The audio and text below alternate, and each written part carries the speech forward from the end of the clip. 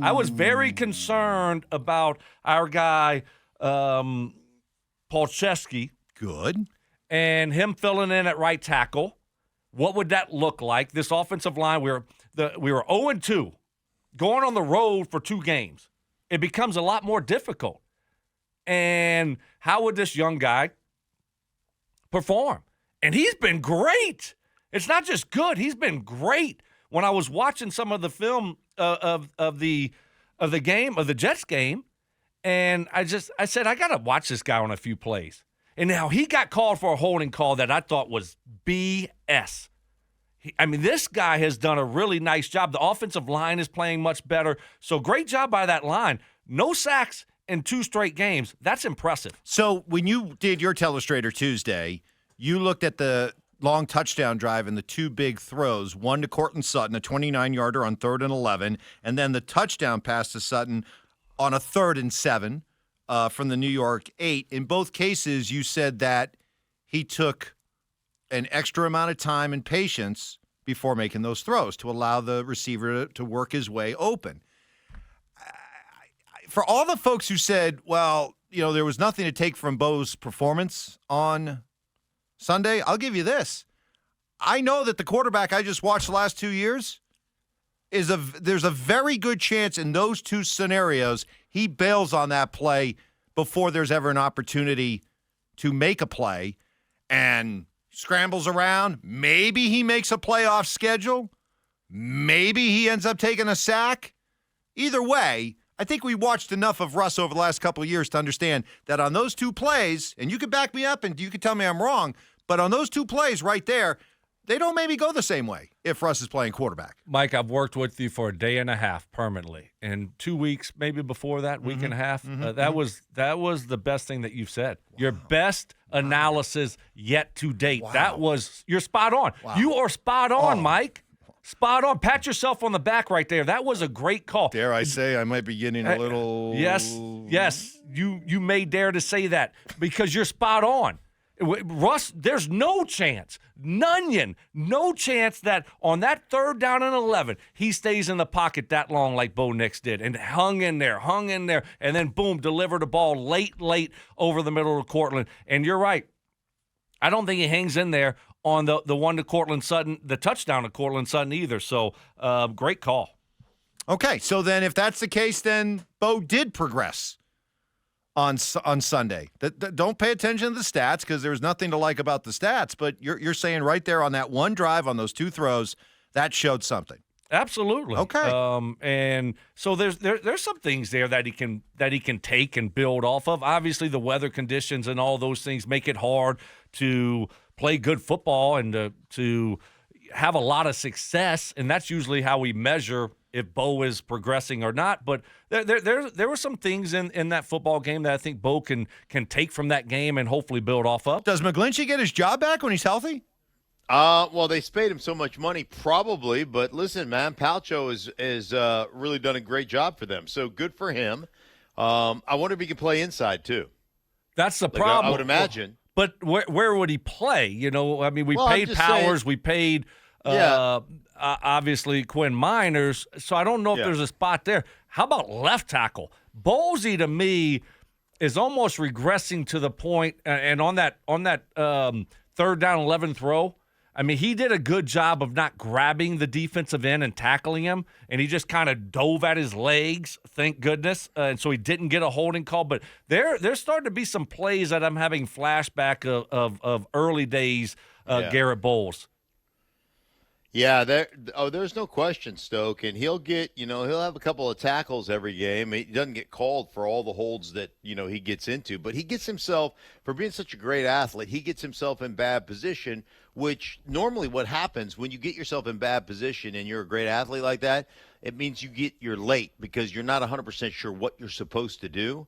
And when you're late, you get edged, and those athletes on the other side are so damn good that, when you get edged, meaning somebody gets on your edge and then you're in a bad position, right? You're in a trail position, so to speak, and now you're just kind of scrambling, trying to block a guy, and that's usually when you get into those, those holding calls. So that's never a good thing. But, yeah, I'm with you there. I'm with you with Bolsey. He has certainly not looked as good.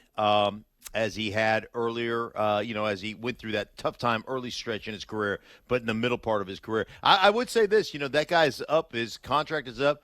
I don't know that I would spend a lot more money on Bowlesy going forward. Tackled by Bowles. You're older, and the whole No, nine yards. I agree with you there, and I thought this might be one of those in-season extensions for Garrett Bowles. But Yeah. after watching him through these first 4 games, it's got to improve if you want to keep him around. Yeah, by the way, I did notice what Mike does there with the old telestrator thing, right? He just tries to pit us against one another. It's just such an Evans. Me? Such an Evans move. Moi? Like, well, I don't know, Stink. I mean, ever since Brandon joined the show and started doing Telestrator Tuesday, he's better than you. I mean, we'll see what you've got, but I didn't say he was better than you. All I'm saying is Kind implied of it. insinuating he's it. taking You it. implied it. He's made a very good first impression. That's all I'm saying. That's It has all been. I'm You know It what I has say? been You know pretty what I dang say? good. I got it. You know what I I say? can't lie. It's been really good. Here's what I say. It's good for the program. Right. You're And if all it's about good the for team. Right. If it's good for the program, it's good for me. It's good for you, Mike. It is. We all eat. Yeah. We all eat. Stoke did do a nice job in breaking down those 2 passes, but one thing, well, I'll let you say it. Would you feel confident that Russell Wilson makes those same decisions and throws in those same 2 situations? I would not feel confident. And Mike brought it up here a second ago, and you look at how long the 3rd down and 11 pass took, and it's your dagger concept, right? You got to clear out by the slot guy, Right. and you got Cortland Sutton running a deep end, and usually that deep end for me is 15 to 18, maybe sometimes 20. I mean, he pushed the depth to 22, 23 yards, Right. and Bo Nix, I mean, it was one of those ball holders, right? And he had to be really patient in the pocket, and he was. And you think about last year with Russ, there's no chance he was going to be that patient in the pocket. He would have been out of the pocket, running around, scrambling around. So there was a couple positives there, although it didn't look like it or feel like it after that game on Sunday. Well, you mentioned dagger, okay? And that's a basic route combination that everybody in the league runs. Everybody, right? 100% of the teams run dagger. Correct, Brandon? Yes. Yeah, 100%. Seattle took it out of their offense when Russ was playing because Russ won't throw it. So I'm 100% convinced that Russ wouldn't make that throw because he doesn't throw that route. He doesn't like that route. He doesn't see that route. Wow. He doesn't feel that route. Plus, that route is in the middle of the football field. You got to throw it in the middle of the football field. You're going to complete that route. It's not something that Russ really hangs his hat on, so to speak. I'm not so much looking to bash Russ. I am. Well, maybe maybe a little. Hey, wait a minute, Mike. It's kind of my job. Okay. I've taken that as it's kind of what I do. Okay.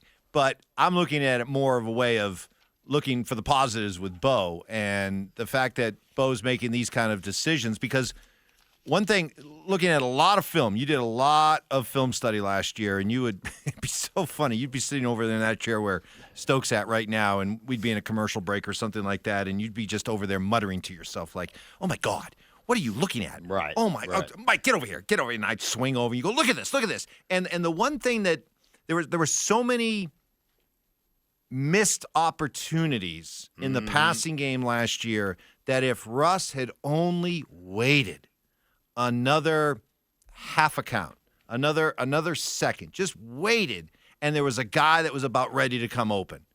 And you could see it. It was so obvious, even to a football novice looking at film like myself, you could see it. And so if you're both telling me that Bo Nix made 2 throws on that scoring drive, that you are both confident that Russ never even waits to try to make that throw, well, then you know what? What we saw from Bo was a step forward the other day. God bless Bo Nix. Despite the numbers being as lousy as they were, despite the struggle throwing with the football, if you're telling me right there that a rookie was able to hang in there and wait and make 2 throws that your $250 million man would never have made, I'm going to take that as a huge win. Huge positive. Huge win. Hey, the other thing is your rookie came in there and made those throws. Hey, listen, Aaron Rodgers didn't throw a touchdown. Aaron Rodgers, he had more yards, I understand that, but Aaron Rodgers, it wasn't like he was head and shoulders above Drew Brees in the way he played. He didn't play good. That's a 4-time MVP. He didn't play good. Yeah, when I was going through the film again, I just was watching different plays, and there was a play there, to Mark's point here, where Aaron Rodgers had the keeper game, the bootleg, and was booting out to the left, and he threw it in the flat really quick, and he didn't have anyone in his face. He didn't have pressure on him, and you know what? They designed a nice play. Give Nathaniel Hackett credit. It was a nice play. There was a tight end that was going towards that corner that would have probably been a 60-yard touchdown. Huge play. And you saw after Rodgers threw it, he looked up and saw the guy wide open. He put his hands on his head. So even where Aaron Rodgers doesn't see everything or make every play. Wow, Nathaniel Hackett compliment. I'm like so happy. Who knew? Who knew that was possible? Oh, man. Who knew? Stoke. I didn't know Stoke was a Hackett fan.